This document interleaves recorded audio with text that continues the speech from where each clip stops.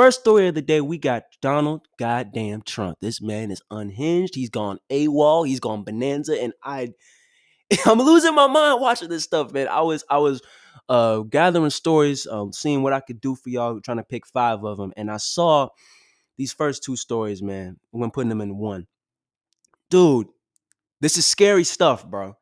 This is scary, scary stuff. I was looking at this stuff on my phone, just surfing through, and I saw this, and I actually was surprised.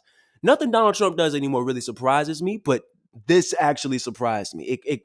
It scared me. Like, it gave me a pit of fear in my stomach, dude. Like, that usually doesn't happen. Like, I'm kind of desensitized to most of the news.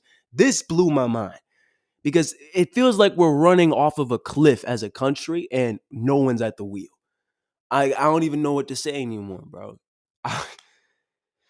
Jesus Christ. And I'm sure a lot of y'all can relate to that sentiment. It's a scary time, man. It's a scary, scary time. So Donald Trump, first thing, he is threatening to cut funding for schools if they do not reopen and reopen in the manner that he wants, fully reopen. So he put out a tweet and he said this: in Germany, Denmark, Norway, Sweden, and many other countries, schools are open with no problems. The Dems think it would be bad for them politically if U.S. schools open, before the November election, but it is important for the children and families. May cut off funding if not open. May cut off funding if not. He's threatening to cut funding for the schools if they don't reopen, like fully. What? No, like, how stupid are you? Because at this point, I don't even know why. Like, his strategy is COVID. What? COVID? I don't. COVID. COVID is that what? COVID? I've never heard of COVID. COVID. Why are we acting like COVID doesn't exist, bro? Why are we acting like this isn't a problem? Why are we acting like 130,000 people have not died? I don't understand, bro. This is a virus. It kills people. Yes, disproportionately certain demographics, but it still kills people. Hundreds of thousands of people have died globally, and hundreds of thousands have died here in the United States. I don't understand why you do something like this, especially for the little children who have to go to schools. And all the CDC is saying, if they go, we have to phase it in, right? Maybe one day online, maybe one day in person, wear a mask, social distance. He doesn't even want that. He blasted the CDC guidelines. I can't with this guy, bro. I don't even know. This is scary. It's scary. It's gone too far. He set the protesters. He set the military on protesters. Set the military on protesters, put out this law and order message called Black Lives Matter, a hate symbol. Now this guy's out here saying he's threatening to cut funding for schools if they do not reopen. Because they're simply trying to save lives. So they don't transmit it to their grandmother, or the grandfather, an elderly member of the family, or the children die themselves. Oh my Jesus. Okay.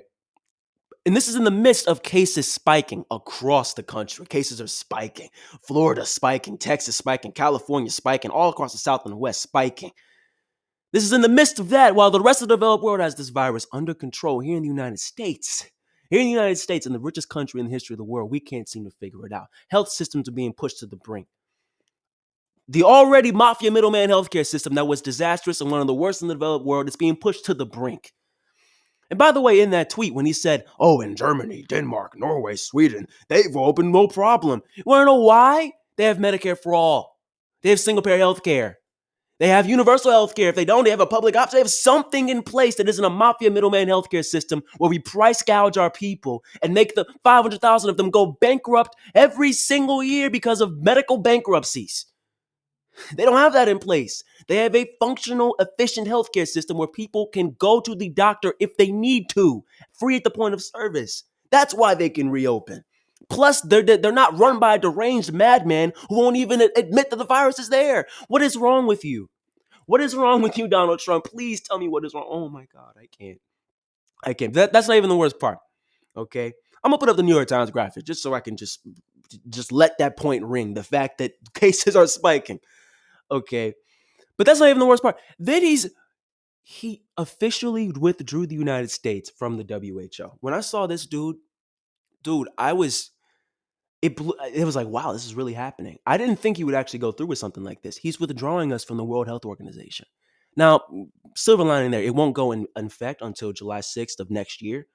And hopefully by then Biden is president. And he said on the first day he would reverse that. But Fact of the matter remains, this is divisive for his supporters who are just going to follow lockstep no matter what this guy does, even if he drives us off of a cliff as we're heading towards. For them, this is, oh yeah, great, fuck a mask, I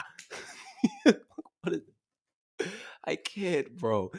So the American Medical Association, the American Academy of Pediatrics, the American Academy of Family Physicians, the American College of Physicians, all condemned the move. The president and then the CEO of the UN Foundation said the WHO is indispensable in the fight against COVID and other health crises across the globe. Why? Why?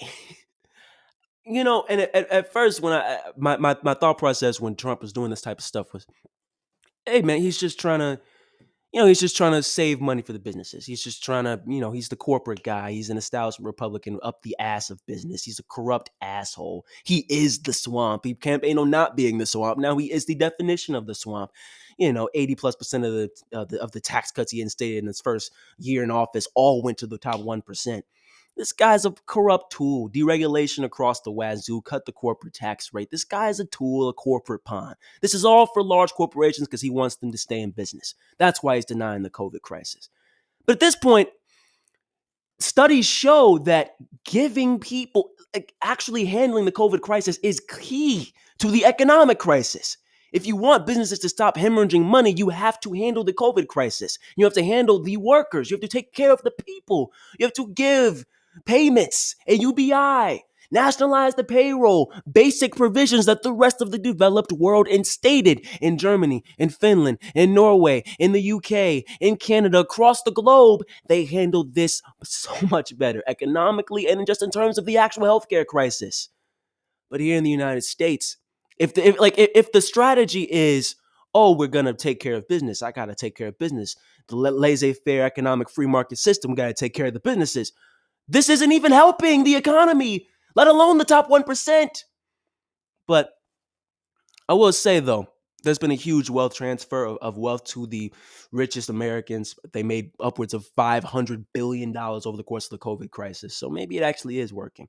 But I will say for the rest of the economy, it's been a disaster. It's been a disaster.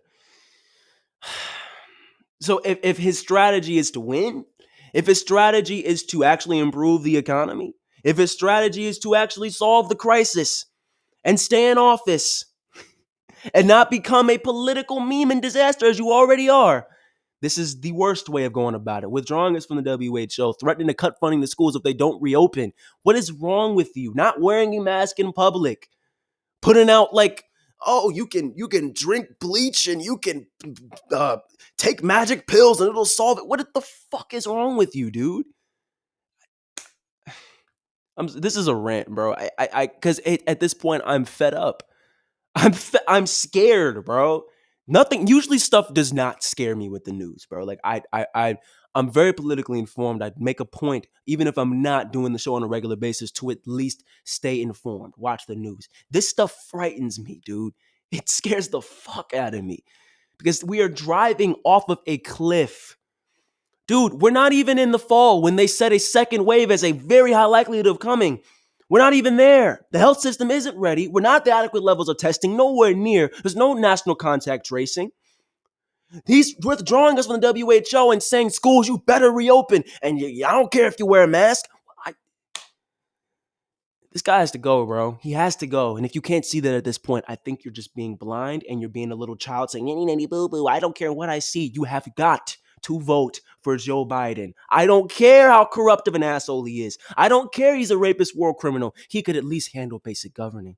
He could at least not drive us off of a cliff. He could at least instate the basic procedures that we need economically and in the terms of the healthcare crisis to solve this pandemic, solve this economic depression.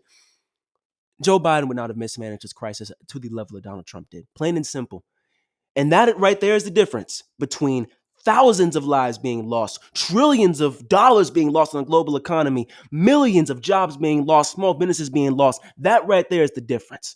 There's a huge difference between basic governing, even if you're a corrupt neoliberal, and complete mismanagement and corporate selloutness and just unhinged mad mannery. There's a huge difference between that, and that right there is the difference, and that is why I'm gonna vote for Joe Biden, and I implore all of you to as well. This has crossed the line, plain and simple, dog. Yeah, we ride.